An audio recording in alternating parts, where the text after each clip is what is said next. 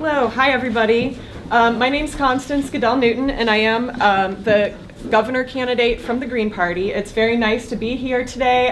It's great to see such a large group of concerned people together to talk about environmental issues and working on environmental issues. As the Green Party candidate, we don't accept corporate donations. We're just here to represent the people. And a little bit about myself. I'm an activist attorney in Columbus and a criminal defense attorney. So I represent activists who are arrested in civil disobedience actions. One of my first cases when I was starting out as an attorney, and something that really brought me into the fight against fracking, was representing Madeline Fitch. She was a young woman who was arrested for locking herself down in front of an injection well that was accepting toxic waste to poison her community. So she was arrested and charged with a felony for her actions. We were able to successfully defend her and get a good outcome in that case. So that was the beginning of a long journey of activism for me and learning about the fracking and injection well issue. As part of my platform, we are pushing for an immediate moratorium on fracking and injection wells in Ohio.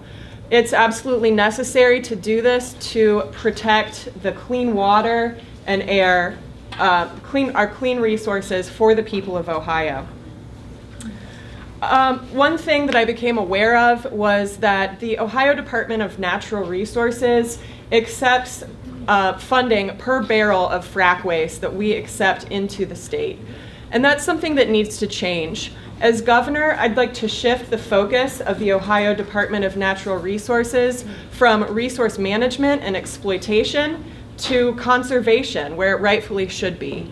And as governor, I'll be able to appoint environmentally friendly individuals into those offices, the heads of those departments, and guide the mission of the Ohio Department of Natural Resources and the other departments of Ohio to have an environmentally friendly mission. And that's something that we've seen not happen in the Kasich administration. When Governor Kasich came into power, he basically cut those organizations off at their knees so that they could not protect our environment and the people of Ohio. Other goals that I have, I think that we need to responsibly shut down nuclear power plants like Davis-Besse and make a shift to green energy. So by 2030, we need to have a goal of shifting our energy economy to renewables. To do this, we'll use evidence-based practices and ecological design principles to restore our ecosystem and enhance biodiversity in Ohio. And an important thing that I've also become aware of through my work with activists is the community bills of rights that activists and citizens are trying to get passed. How many people have worked on a community bill of rights here? So we have at least a few. And I think that we all know how difficult it is, or these folks know how difficult it is to get the signatures needed, to get the summary of the law that will be accepted. And a lot of times those are thrown out on a technicality.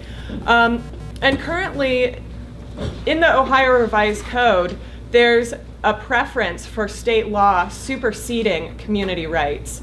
And so that's something that I think that it's very important to support the citizens in their local initiatives and community bills of rights, and that's something that as governor I would like to do to help, because right now you see people are trying to stand up for their rights and trying to advocate so that big out-of-state companies can't come into our communities, poison our water, exploit the land, exploit our workers.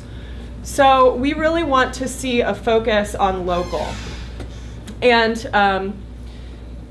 in the shift towards green energy, we have also that focus on keeping it local. I'd like to promote locally owned green energy cooperatives to promote the industry of solar and wind power in Ohio. And all of these regulations, like the setback laws and things like that, are just meant to hinder our transition to green energy. A lot of that has to do with the corporate interests that are buying our politicians. And so you know that with someone from the Green Party that we're not bought and sold. So I would ask everyone here to consider voting green in the primaries. Vote for me. And that is a way to build our movement. It's really important that we have a party that is truly an environmentalist party that has risen out of the environmentalist movement. And you can actually become an official Green Party member by voting in the primaries on Tuesday. And we have write-in candidates also. So I am unopposed in the primary, and I will go on to represent the people in the general election. But we have write-in candidates who also need your vote. We're building the party at this point, and we've seen consistent growth since 2016. And with your help, we can continue to grow and build this movement. It's a people's movement, and this is a people's party. Our statewide candidates need only 500 write-in votes to get on the ballot for the general election, and their names are here, so you can take this with you to the polls.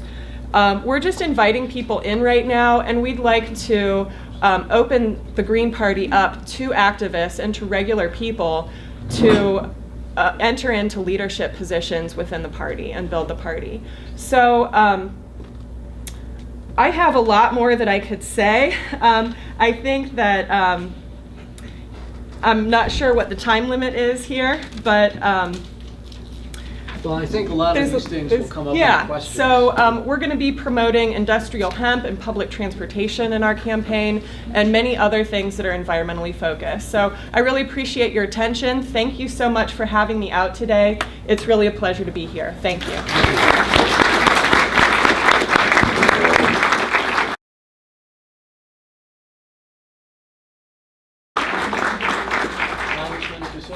Thank you. Good afternoon. Good afternoon. So, as it's been pointed out, the Greens don't have a primary. The Democrats do. I'm the only Democrat here. Why? Because I'm the only Democrat in this race who opposes fracking. You have to understand that immediately. And my main opponent in this race took $6,000 from one of the biggest drilling companies in the world. Now, this is time to get real about what we're facing here. This campaign is a movement for the environment. It's a movement for faith-based communities. It is a movement for the purpose of social and economic justice. It is a movement that can never be bought or sold by any interest. It is a movement to transform the Democratic Party from a corrupt insider's game in Columbus to an actual agency for good on behalf of all the people of Ohio. The first announcement I made as a candidate for governor was this: that upon taking the oath of office, I will issue an order to the Ohio Department of Natural Resources that they will no longer issue any permits for fracking in the state of Ohio.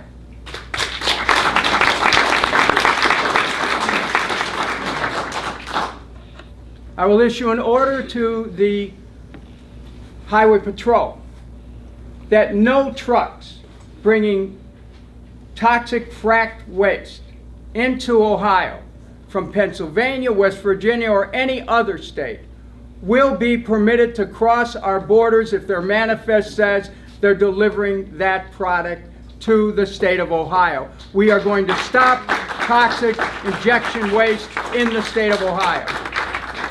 Number 3, all of the existing frack wells will be subject to stringent enforcement of air and water pollution laws. And all we have to do is see the slightest infraction, the slightest infraction, and we will shut those wells down. What I'm talking about is something that no one's ever heard of before, and that is actually using the power of government in the state of Ohio on behalf of the people of this state. And you don't have to be skeptical about it, because when I say it, you should know that I will do it. And I'm free to do it, because I'm not tied to any interest group that would try to stop me from doing it. Over a year ago, Elizabeth and I were in Standing Rock with Native peoples supporting their effort to block a pipeline. As a member of Congress, I welcomed our Canadian brothers and sisters into a forum in Washington, D.C., and may have been the first member of Congress years ago to point out the danger of these pipelines. Elizabeth and I, from one end of the country to the other, most recently in the Hudson Valley in New York, have been with the people and stood steadfast with them to block a frack gas infrastructure. Now, what about this shale oil and shale gas? Ohio is being made a sacrifice zone. Southeast Ohio looks like a pincushion. They're fracking, they're injecting this waste, creating earthquakes, they're ruining the air and the water for a product that's being shipped out of the country to help other people's economies grow. So we get, they're privatizing the profit and socializing the cost, which our environment, our health, our land, our air, our water. When I become governor of the state, that all stops. So, that's just one part of the program. The other part of the program is, how do you move towards a sustainable future? Well, my principal advisor on this, the person who has been guiding me on this, is none other than my wife, Elizabeth.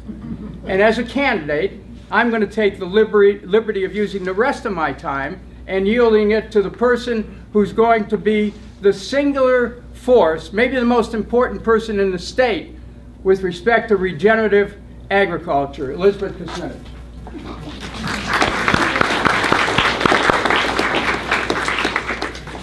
As Dennis says, he has a running mate, which is amazing Tara Samples, and then he has a life mate who's a lot bigger and has a bigger voice, so this is me.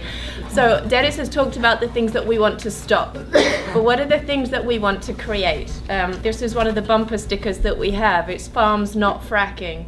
And my focus is primarily on the land, how we close the carbon cycle, how we design those ecological systems that really help us to prosper and to sustain life on our planet, and it's more specifically here in Ohio.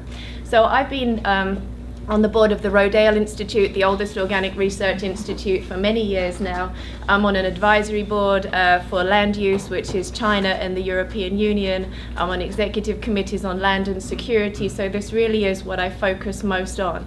I want to take an approach to policy which is fully integrated, that looks at our health, what we're feeding our children, how we're growing it, our health system, understanding the way that the body works in an ecology, and looking at our environment and the way that our actual natural environment and its ecological systems work and can support the economy and can support industrial systems that move forward. So we're looking at making policy which is fully holistic and very grounded in true policy that can move forward.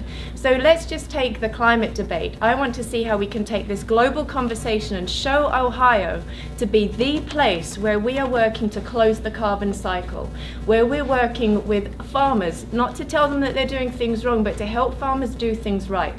They, at the moment, can be seen as the single largest contributing factor to climate change in a negative, to water pollution, to land pollution, and also to the kinds of products that we're eating. But farming can be singularly the most important thing in the climate debate as well. We can make sure that our fields become those carbon sinks that they should be, that we should be sequestering the carbon in the atmosphere, bringing it down, boosting soil health, increasing productivity, increasing resilience to droughts, increasing resilience to flooding, and helping to really show that farmers don't have to be using chemicals in their agriculture. They can be using ecological techniques to boost all of the production protection that they need, and to be adding so much to the environmental benefits that we need to see.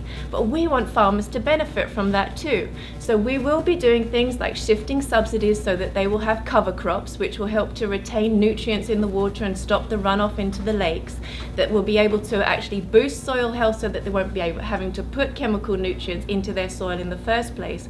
But we also want to help them to move into the carbon markets so that their fields can not only be production for food, but can be measured production for the sequestration of carbon, and that they should then be able to receive benefits to that. So I lay this out to you just in short, so that you know the depth of understanding and the depth of commitment that comes from Dennis and I sincerely, not as people who are message carriers, but people who are truly born to shift this system. And I'm very hopeful that you will vote in the primary on Tuesday, so that we can really send a very clear message that now is the time for leadership for the people and for the environment, and you have representatives to do it. Thank you.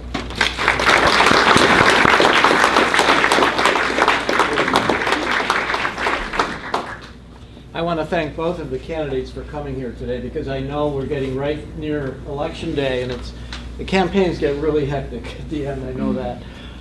So I really appreciate them giving us their time. So let's give them both a hand. And just so everybody is clear, we did invite all of the candidates for governor to come. Okay? 3 responded and 2 showed up. So just keep that in mind. 3 responded and 2 showed up. And so I'll just leave it at that. So we're going to run the rest of this with questions that you have submitted. I have a whole handful of questions. Again, either candidate can answer or both candidates can answer. None of these so far seem to be addressed to specifically one candidate, so I guess both candidates could answer them. The first question is, Ohio lost home rule over oil and gas development in 2004. Do you support a return to home rule in Ohio? So either candidate who wants to take that up first can do that.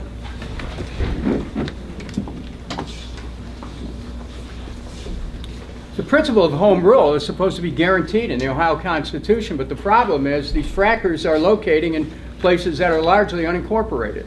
And what that means is under the state law, they have a pretty great breadth for operation.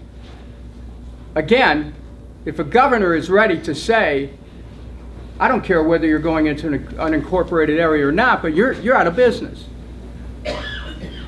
there will be no permits issued for fracking. Home rule is essential, by the way. It's not only essential on environmental issues, but home rule was vitiated in the Ohio Supreme Court in 2010 when the then Democratic Attorney General of the state of Ohio, Mr. Cordray, knocked out Cleveland's assault weapons ban.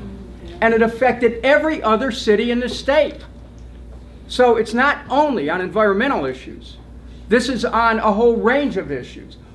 The whole idea of having cities have control over their destiny, that was part of a democratic model. And it's been changed by corporate interests. So I will do everything I can to support the efforts of communities to declare home rule. Some may be doing things that I may not like. That's possible. But the principle of home rule has to be a higher principle. People have a right to make their own decisions within their own communities. And what's happening right now with respect to fracking, I was in Brookfield, I think it's in Tuscarawas, or Trumbull rather, excuse me, Trumbull County. And they're just getting run over by these deep injection wells. What's that about? They have no say at all. And their property values will go down, can't sell land at the same value anymore. There's a shift of wealth. Home rule is to protect the wealth of the people. So I'm ready for this fight. I'm just waiting for it. Thank you.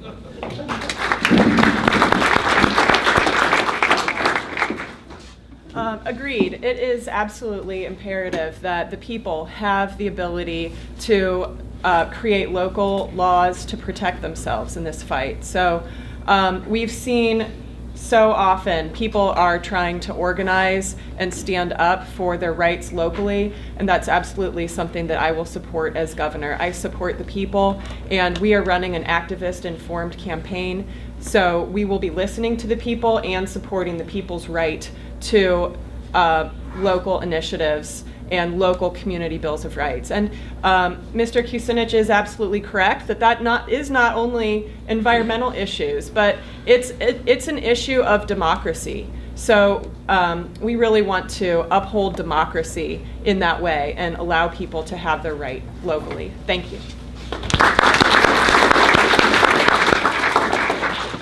Next question, and again to both candidates. What is your position on the Appalachian Petrochemical Hub proposed for the Ohio River Valley? How would you influence this as governor? And I want to point out, we do have people here from all parts of Ohio, so we have people that are living down in that area. So either candidate who wants to take that up first? You go for it.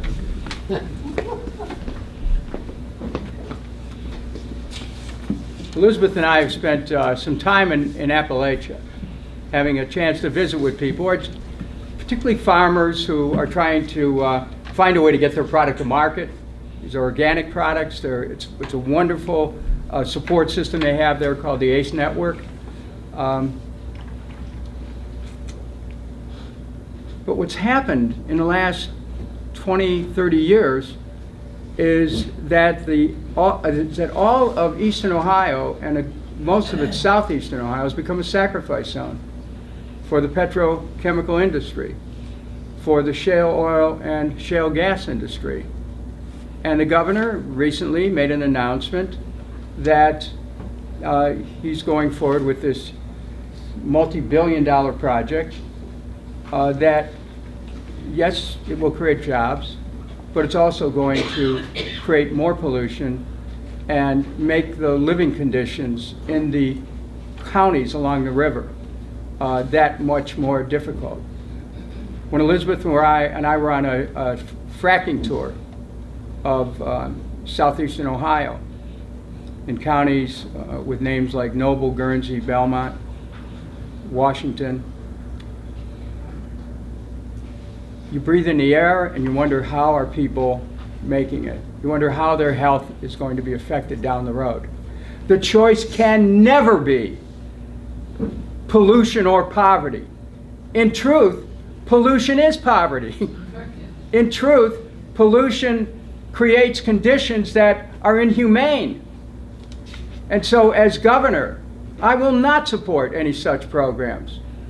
If they start, I'm going to do everything I can to see environmental laws enforced to make it very difficult for anybody who's trying to open up that line of business in Ohio to be able to continue.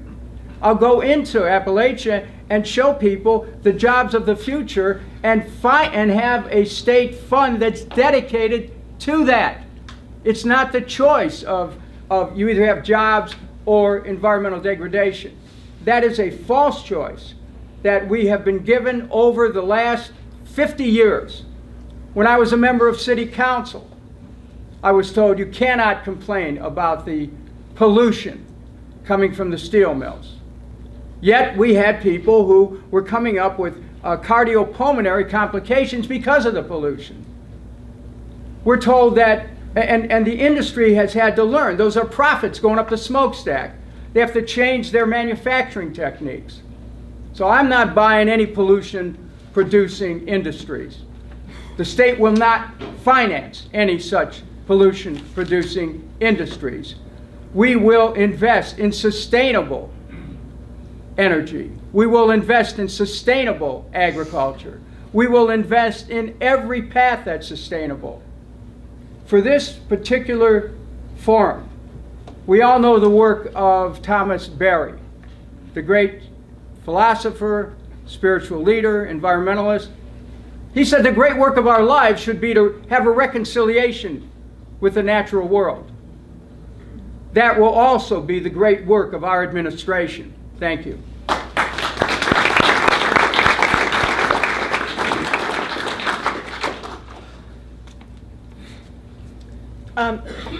So often we're seeing our interests being sold out to corporate interests. So we have large out-of-state corporations coming into Ohio trying to extract profit from Ohioans, from the land, and that's something that I will stand against as governor.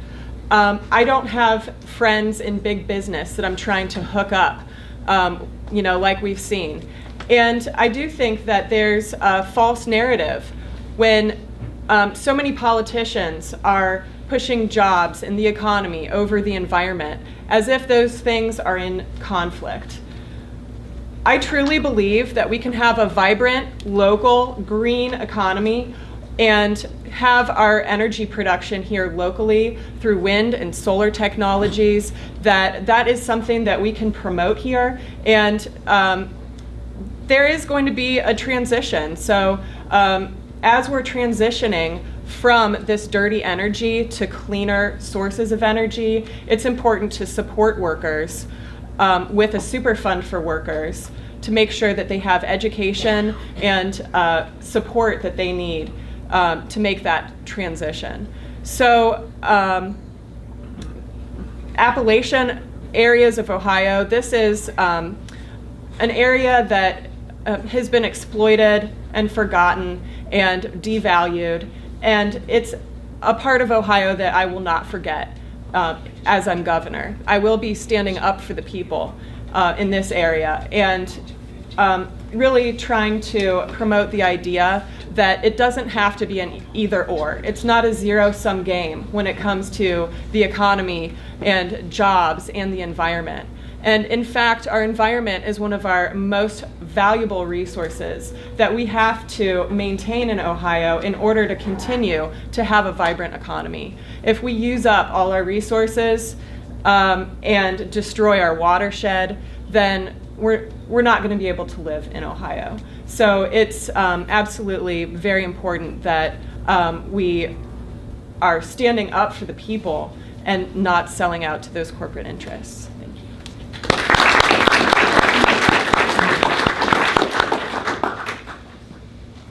Okay, I just want you to know that Congressman Kucinich will have to leave at 2:15, but we'll get as many questions in as we can before that time. And again, these questions generally are to both candidates.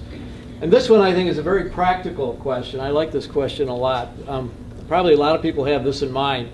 How does a Democratic or a Green Party governor get any of his policy preferences passed by a majority Republican General Assembly?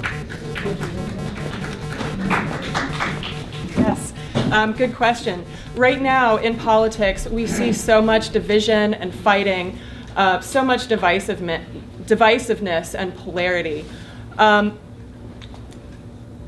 I believe that we can really focus on our common ground. And I'm running a campaign that focuses both on urban and rural issues. I'm a criminal defense attorney, and so I deal a lot with urban issues. But we have balance in our ticket. My running mate, Brett Joseph, is a professor in sustainable agriculture and is an attorney who's worked at the federal level on environmental regulation. And we're both, I think, very aware that everybody in Ohio needs to be represented. We want to represent all Ohioans, and so that means people from every political affiliation. We're here for everybody. Dr. Brett Joseph, my running mate, has a great way of working with farmers and working with rural people, and so we have that balance in our ticket.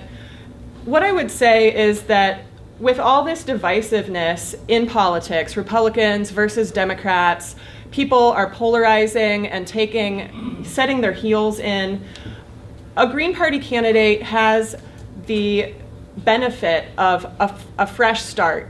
We're somebody who can really represent everybody. Especially being a minority, we have to put ourselves out there and relate to people. And as an attorney, I often am in a position where I'm working with people from a different background, trying to come to a consensus or a resolution of an issue. So I think that we bring a fresh perspective to the political dialogue, and that we really do care about all Ohioans. We recognize that people are coming from diverse backgrounds and interests, and one thing that is very important in the Green Party is a spirit of consensus building. So we will be looking for common ground and trying to relate to everyone, trying to build from those commonalities to have greater consensus on many issues. So we're definitely very hopeful that we will be able to work with Republicans, Democrats, independents, and people from various different backgrounds to represent all Ohioans. Thanks.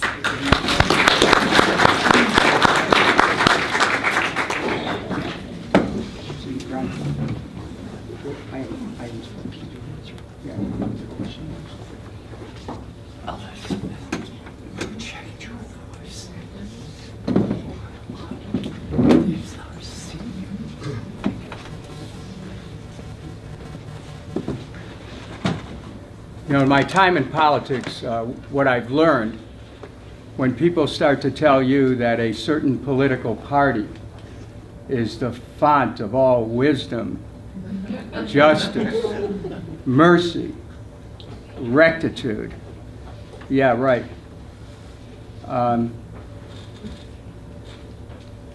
Yes, I'm running as a Democrat. And yes, with the votes in this room, I have a pretty good chance to win the Democratic primary. Almost half of the votes come out of the Cleveland media market.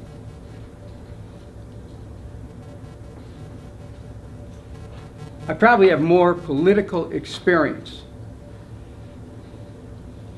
at least on the Democratic side, than all the other candidates put together. City council, clerk of courts, mayor, state senate, member of Congress, and presidential candidate. This is really about life and people. It's not about ideology, it's not about parties. You go to people and you talk to them, be they Democrat, Republican, conservative, liberal, green, whatever. Here's what we're trying to accomplish.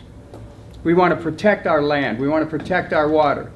And if people don't go along with that, you go over their heads to the people, to their constituents. I have no hesitation to do that whatsoever. I am coming from the outside to the inside of the Democratic Party. That changes everything. When you elect someone from outside the system, you can shake it up and transform it. And so, I have no problems working with Republicans. I certainly don't have any trouble working with Greens because I'm a Green Democrat. But the truth of the matter is that the resistance that exists may be a challenge temporarily, but you go to the people because ultimately it's the people of the state in whose name we govern. We don't do it from our own little cubicles of districts, House and Senate, and we do it hopefully with the intention of being of service to the people. So again, what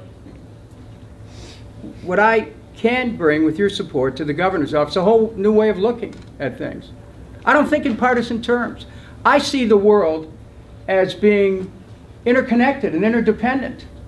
I see the world as one, as a unit. And when you understand that human unity is the essential truth of our lives, you can actually introduce those principles into governance so that you're not hobbled by dichotomized thinking of us versus them, whoever they are. You know, when you have a leader who approaches the state as one and not as disparate constituencies at war, there is a potential that you can create a different consciousness in a state and raise the state up to create openings and possibilities that no one's ever thought about before. That's what I'm ready to do with your support. Thank you.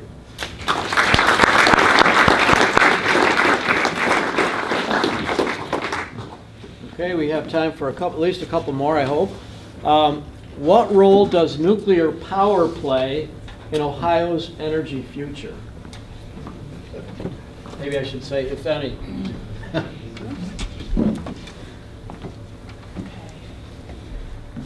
I know that there are a lot of people who ask, what is the Green Party position on nuclear power? Why don't you support nuclear power? And our position really is that we are against nuclear power in Ohio. And some of the Green Party activists in Toledo have worked on the Davis-Besse issue. So this is an aging nuclear power facility that they're asking for a bailout to repair it and keep it going. I think that this nuclear facility, as well as other nuclear facilities that are aging, need to be responsibly shut down, because the reality of it is that this nuclear waste is going to outlive us. It's going to outlast us. The technology that is required to maintain these facilities is going to be lost with our passing generations. And in the future, our descendants are going to have to deal with this issue. So I do think that it's important to devote energy to researching how to responsibly shut down and remediate nuclear waste facilities, nuclear power facilities. And I know that there are some byproducts that can be used and further broken down to produce energy. That's something that I think merits looking into. However, overall, I think that it's really important to privilege power that comes from renewable sources, wind and energy power, over nuclear power. I think nuclear power is very dangerous and needs to be handled with caution. I know that there are people working on this issue who, are looking for solutions and ways to make that cleaner. I'd be open to working with them, especially when it comes to transitioning those nuclear power plants, shutting them down responsibly, containing them, dealing with that nuclear waste in a way that is going to be most environmentally responsible. Thank you.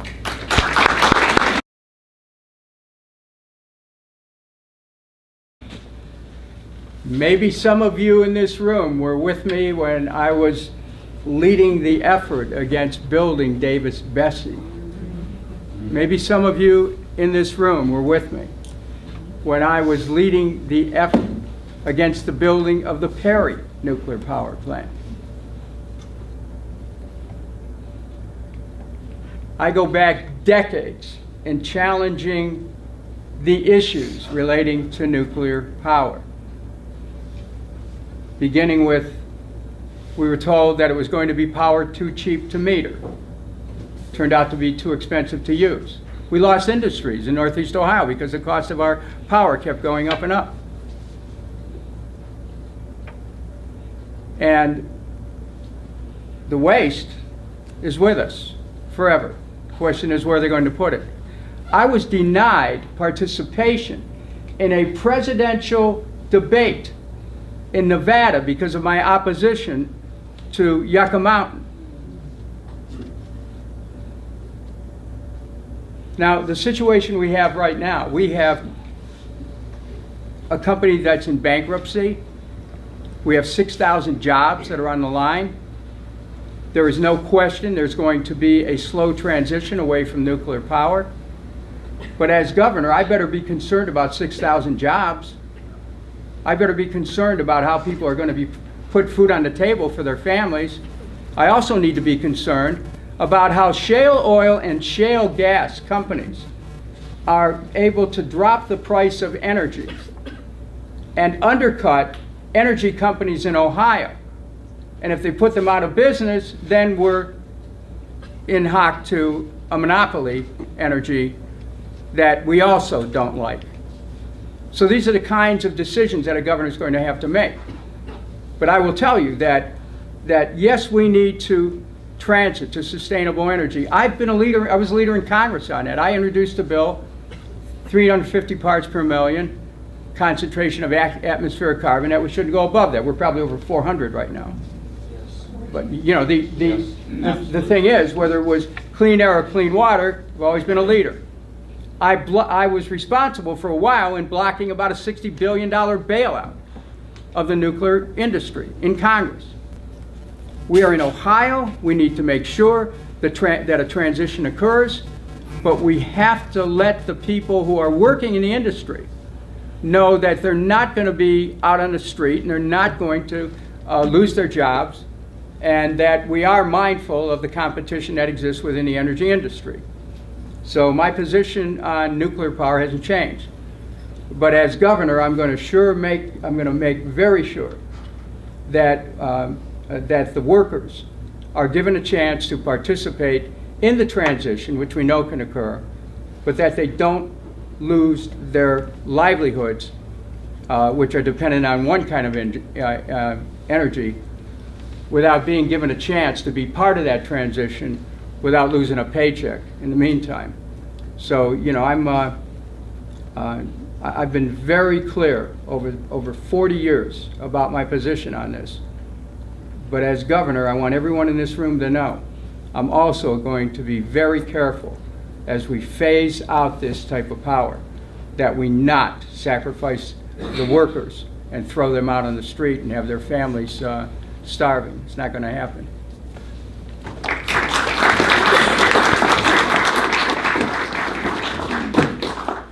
I see that we're at 2:15, and Congressman, I guess you have to leave us. But thank you for being here. We appreciate it very much. Thank you. Thank you. Elizabeth and I appreciate being here. We're on a Democratic ballot. I really believe that if I get the nomination, I have an excellent chance to do it. I can be elected governor because I can draw the line. There is no one else in this race, in either major party, who has a chance to draw the line and to make this one of the compelling issues in a general election. Am I a perfect candidate? No. But do I believe in what you believe in on this? You bet I do. Am I ready to make this one of the defining issues in the general election? Yes. But you're the ones that are going to have to decide whether or not you want to get me there. Thanks very much.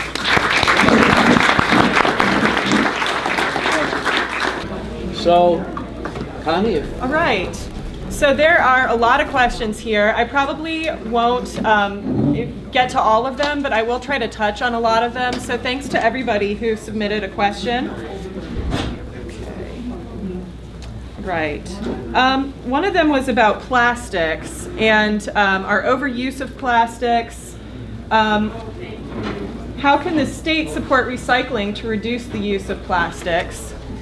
I know that there are some communities where they're trying to ban plastic bags, where they're trying to have a 10-cent plastic bag, and that there's a fight against that, you know, the backlash against that. That is something I support. I went to Earth Day Lima this year, and the theme of their Earth Day was ending the use of single-use plastics. So again, that's something that occurs to me, that it is also potentially a community rights issue. If there's a community that wants to say, we don't want to support single-use plastics here in our community, I think that they should have the right to do that and impose reasonable restrictions on restaurants, for instance, on grocery stores.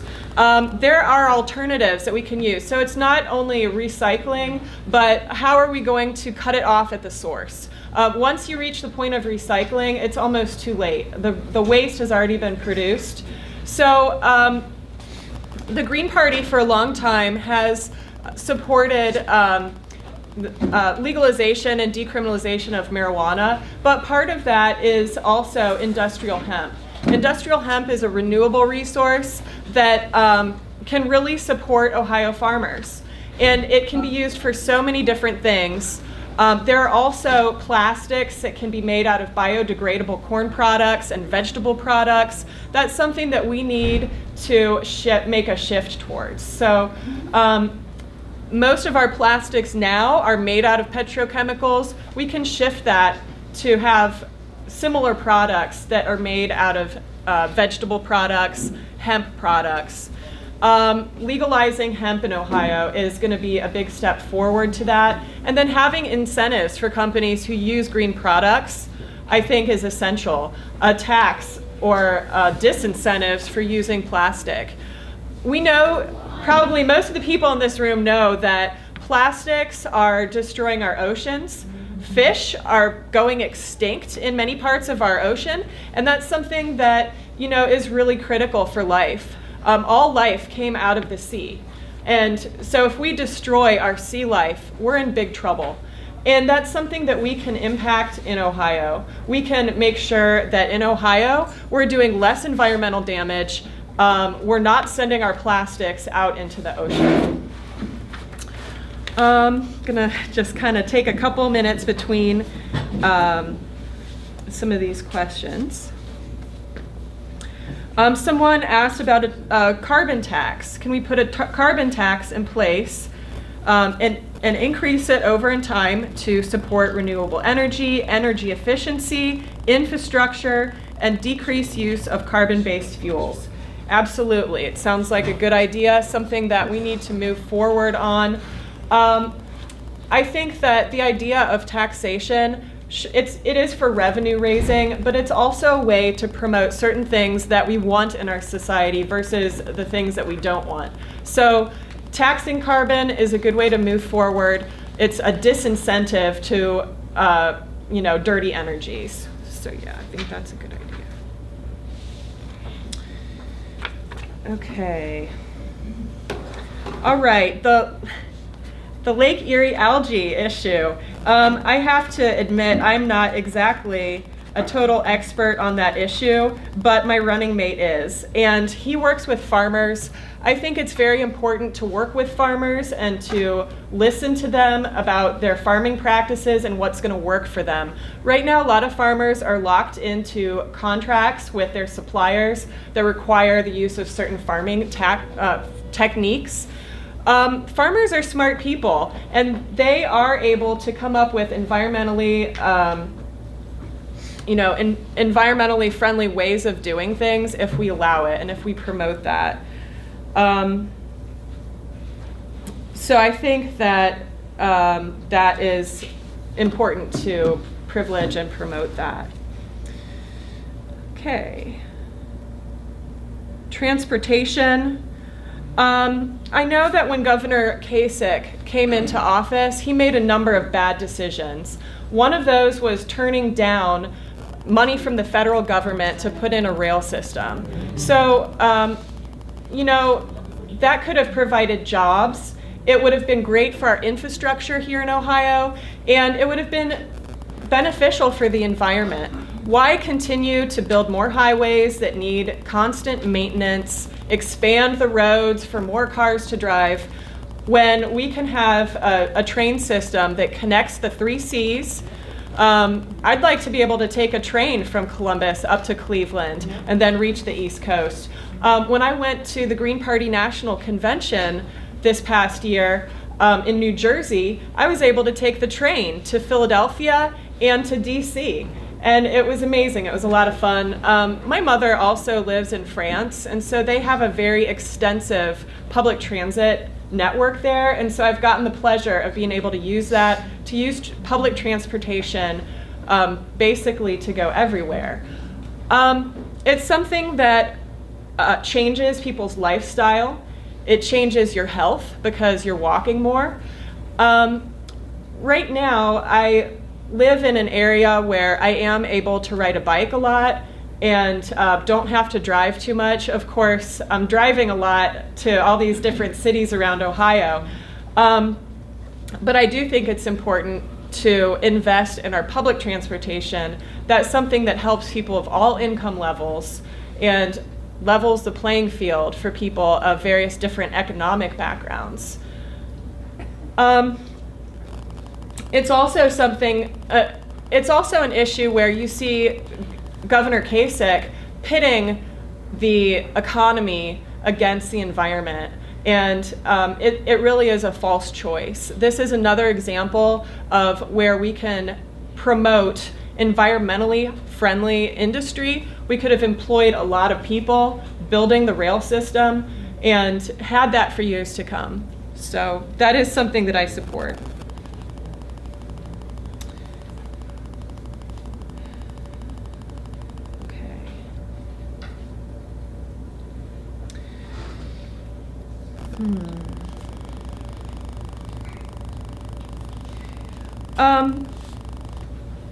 There's a question here on what are we doing to involve Native tribes who traditionally lived here in the process of government? What about broken treaties?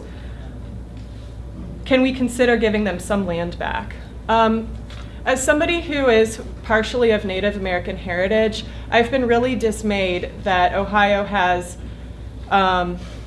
so few resources and Native populations. Some of my ancestors were adopted by white families and made to be white.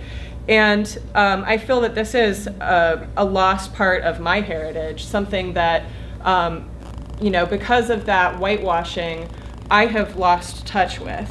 The Green Party has an official policy and point in their platform of reparations for slavery and the Native American genocide in the United States. So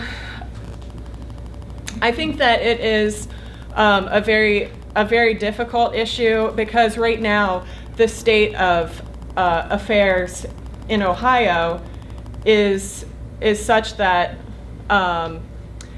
Native American rights have been almost completely eradicated. But I do know that there are some organizations, there's NACO in Columbus, and there are other organizations that I would like to support. And I do think that that's something that we can do in Ohio government, with funding to support those organizations. And it's something that I'm very open to hearing about from those groups that as an activist-informed campaign, I would look to those groups for the solutions on some of those issues, how people can be heard and respected. I think that addiction and poverty are grave issues, and I think that you see a lot of those issues with reservations more in other states than you do here. Here we don't even have reservations or a large population, but I would like to work on that issue.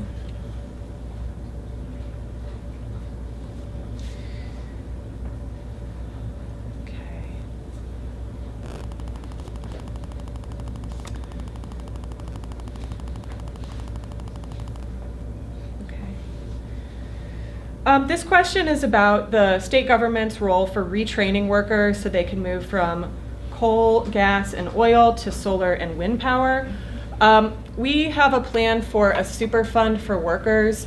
We've looked at the budget, and I definitely understand that as we're transitioning, there's going to be a process, a learning curve. I think that for some people who are in the industry, they are going to need training and support. So that's something that we do plan to move forward on. And I also, part of that education is going to be focused on local business owners, local energy cooperatives. We want our energy cooperatives to be locally owned, worker owned, and consumer and community owned wind and solar cooperatives. Thank you. All right. Cool. Great. Glad you guys liked that one.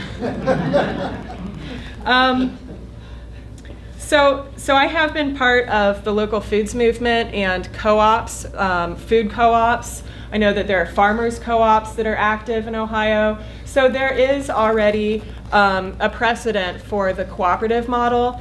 And I think that, with the manufacturing, that small businesses, worker-owned businesses, whether that is in the form of a co-op or a close corporation, however people want to organize that, I think that we can support cooperatives and allow people to plug into that and be a part of that. So much of what we see right now is out-of-state corporations coming in, getting huge tax abatements, taking money away from our students, taking money away from our healthcare system, and leaving the state with that money. But our goal is really to promote a strong, vibrant local economy that empowers Ohioans. So it's not just all about jobs. I hear politicians talking about jobs as if it's the most important thing. I think it's really important for people to have a livelihood, for people to build wealth in our communities. And yes, jobs are important, but what kind of jobs? We have the lowest unemployment rate. People are working 2 or 3 jobs and getting paid $8 an hour. So we want to raise the minimum wage. We support the Fight for 15, and a lot of that is going to be accomplished by relocalizing our economy. Thanks.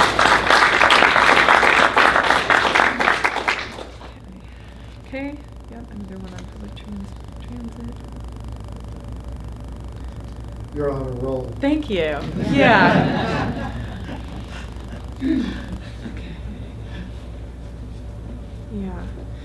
Some of these questions are specific local issues that I'm not completely familiar with.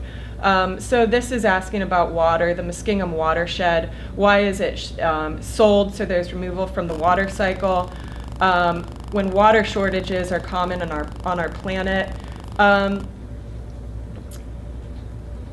We're in big trouble, you guys. I hate to be totally negative, but water is one of our most important resources. It is going to be our greatest wealth. You've seen the Bush family shift their investments from oil to water. So most of our water is privately owned. Most of the world's drinking water is owned by Nestle, Danone, Pepsi, Coke. Water needs to be a public resource that is available to all. Yeah. It needs to be publicly owned. It's a community resource. It's something that everybody needs to live. It's a human right. You see the tragedy that has happened in Flint, Michigan. A lot of this is, profit-based. Government not caring about infrastructure and the people. It's an example of environmental racism. It's very important for us to protect our water in Ohio, to protect it as a public resource, something that's not privately owned.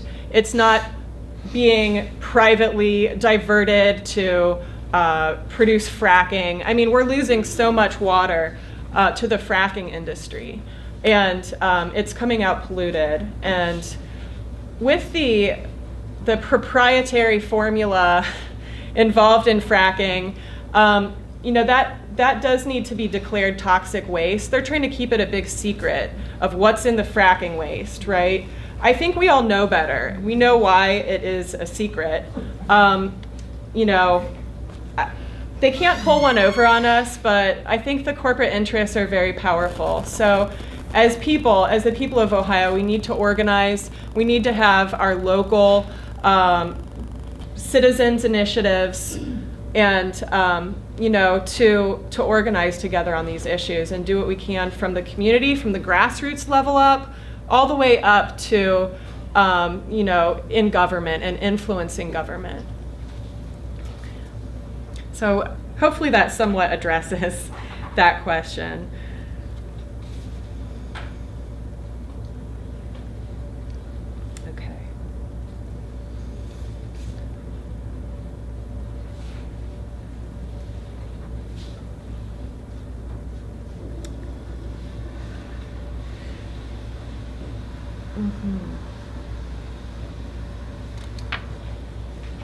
Okay. All right, someone asked about industrial hemp. I think I've talked about that. We do support industrial hemp. That is something that will help farmers. And it's a great renewable resource, that we can use to have a lot less waste.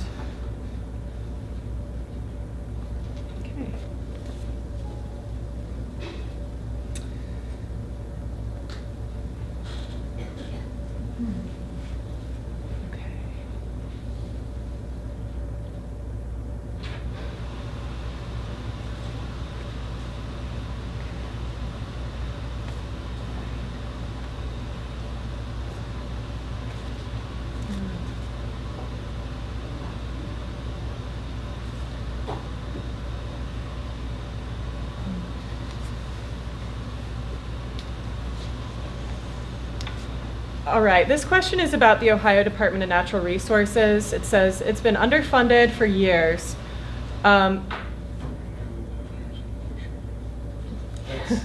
It's been underfunded for years, making them more vulnerable to the permitting funds from fracking activities.